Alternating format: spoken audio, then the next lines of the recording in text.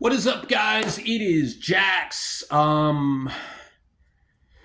It is my Tucson Toy Show Haul for 2025. This was an interesting day. I'm still reeling from it. In part because of a lot of the really great stuff I got, but in part because my car almost got towed. So I'm still kind of, effed in the head and everything. So I had to pay a fee to get my car off the lift. Fortunately, I left the convention or the show at the exact right time.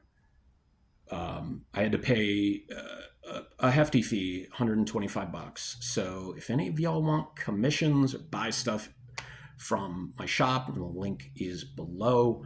That would help me out in recouping some of these costs. It's my fault for parking in a spot you weren't supposed to park in.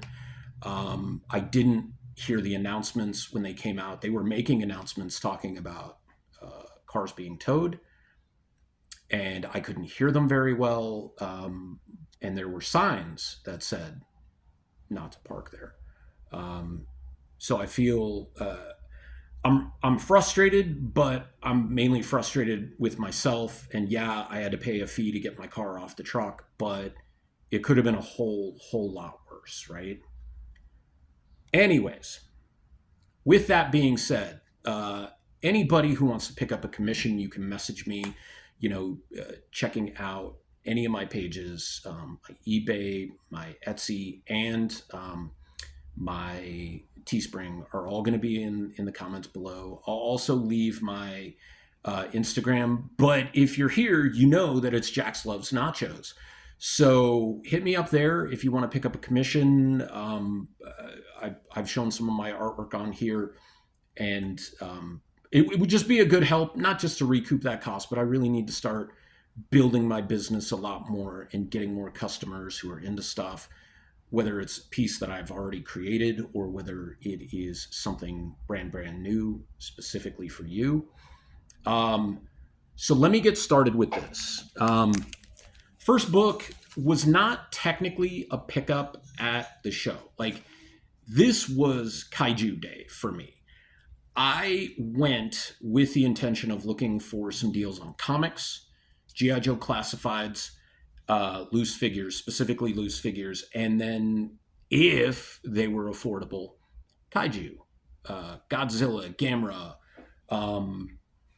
Godzilla and Gamera being the primary two, right? That Gamera's my guy, but Godzilla -1 really brought me into the Godzilla and Toho universe. So some of these comics are not kaiju related, but they are really the only exception to everything. And there's one thing that somebody might say is not, but it is. And I'll explain when I show it. So thanks to my buddy Richard. He's got his own channel here. If you're not already following or subscribed to Dresser's Cards and Comics, do so. I'll put a link to his channel in the description below. Sorry, like I said, I'm still kind of going on autopilot. Richard picked up a collection, and it had a number of Speedy Gonzalez #1s in here. Now, with Dell Gold Key, or with Dell, they're never like numbered, like #1s, #2s, kind of thing like that. But this is essentially Speedy Gonzalez #1, which is totally dope. I'm into cartoons. Just look at this. It's early Silver Age. It's from 1960. But even though it's got some water damage, it's a little fading or a little tan on the cover. This is a great looking book, and I offered to give him money for it. I offered to pick up something for him in exchange. He said no. So I really appreciate that a lot, Richard. Thank you so much. This one was actually created by a couple of local creators, specifically John Proudstar. And it is the original Tribal Force #1. Now, some of these books are not in the greatest condition. They're not all minty. In fact, I think there's only a couple that are like super high grade. But that's okay. Like, I got this out of like a $2 bin, I believe. And this one is actually super hard to find now. after he did a reboot or a relaunch. I'm not sure technically which it is. I think it's a relaunch, because a reboot, you're rewriting like origins and characters and stuff. And I haven't read this one, but I don't believe that's the case. So this one became a little more sought after, and this was selling for, I was finding it on eBay for like 30, 40, $50. And I'm like, I don't want it that bad, but for $2, I'll take it, even if it's not in the greatest of condition. This one may not be considered a key, but T2 Judgment Day, issue 2 of 3, great action shot, by the way. And the reason I'm posting this one or showing this one specifically is because I have issues 1 and 3. I didn't put which one I needed in my phone, and so I was just like, I'm almost positive. I know I have 1. I'm almost positive the other one I have is 3. So I'm picking this one up. It's also a newsstand. A lot of spine ticks along the spine, because they're spine ticks. But it completes my set of Judgment Day. Issue number 1 of Judgment Day, incidentally, is first appearance of Sarah Connor, or at least the Sarah Connor that we know from the movie, right? This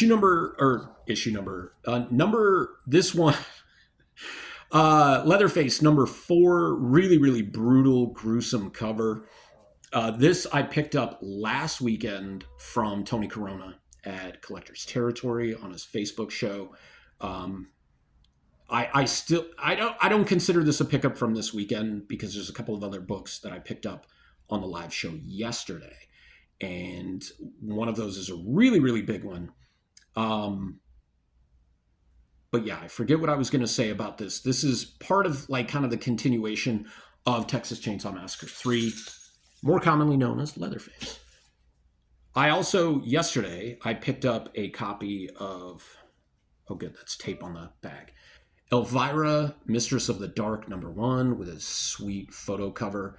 Now, funny thing about this is when I got to the toy show, Tony Corona, Collector's Territory, Old Pueblo Comics, was there, and he had picked up this book, but it's signed by Elvira, and on the back, there's a photo of her signing it, and she was in full costume.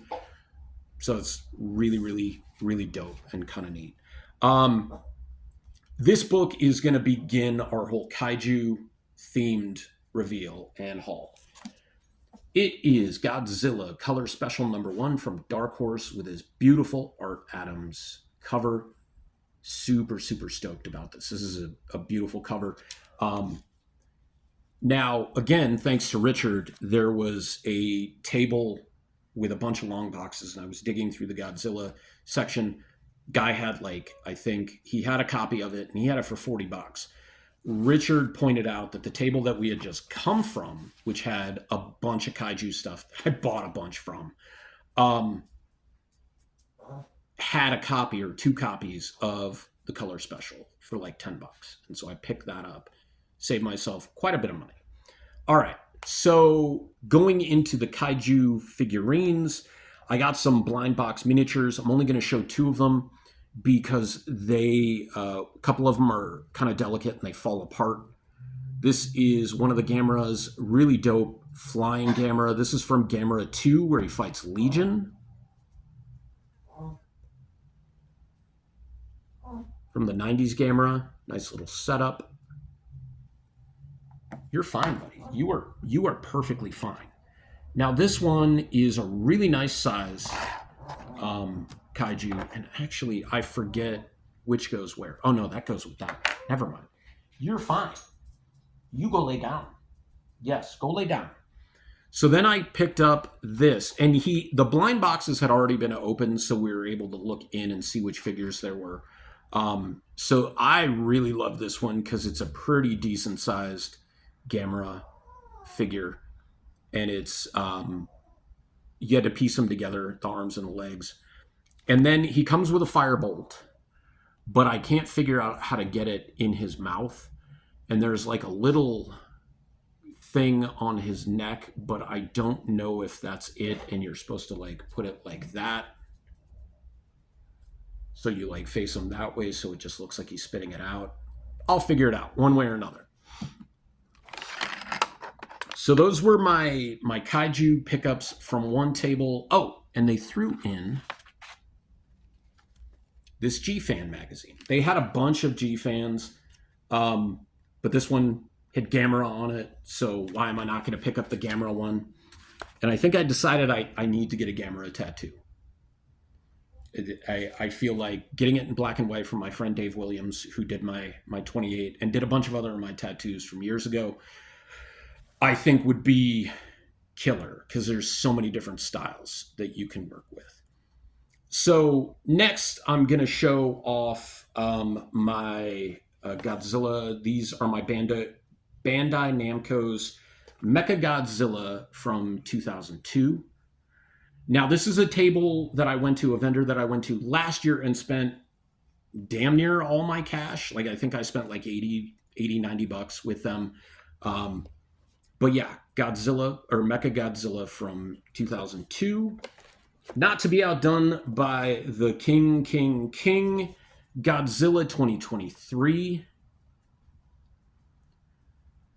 These are going to come out of the box, honestly. So they had a Godzilla 04, and then they had the 2023.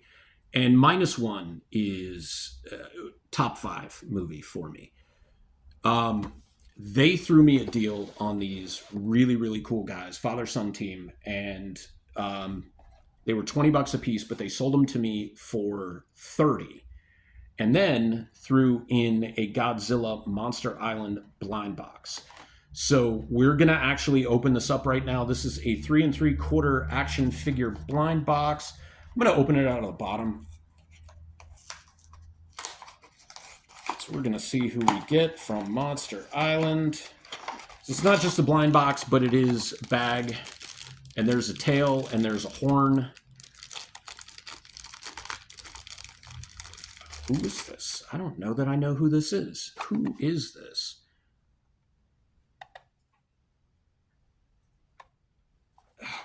My vision is so bad. This is Baragon, 1968.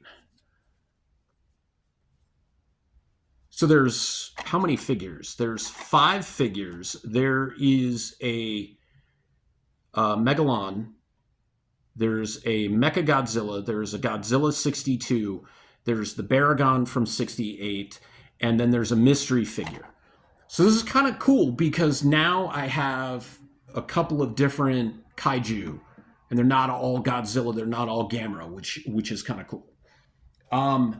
So then the last pickup that I did was at a table of a local artist who also had some kaiju figures. So I've got King Ghidorah. Don't know if I'm going to take this one out of the package or not. But with this local artist, mainly, I went there to pick up this piece. A Godzilla -1 bust. And the cool thing about this is this was done by Marcelino C.Flores IV. There is his information, MFIV_art, if you want to follow him on Instagram. I think my camera is a little dirty. Hold on a second.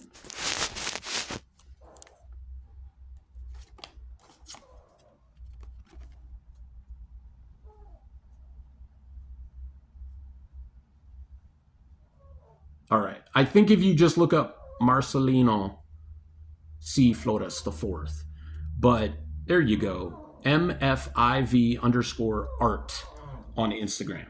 I already followed them myself. I'll put the links of these artists as well on my in the description. Now, Godzilla -1. This is 3D printed. However, he sculpted this originally, took a ton of pictures, fed it into the computer, did the 3D printings. So it's like when you see the statues and stuff like that, like those were originally sculpted and then they made a mold and then they do like the resin build statues, and then once he printed it, he did a paint job on each of them. And this is the -1 Godzilla, probably my favorite Godzilla as well.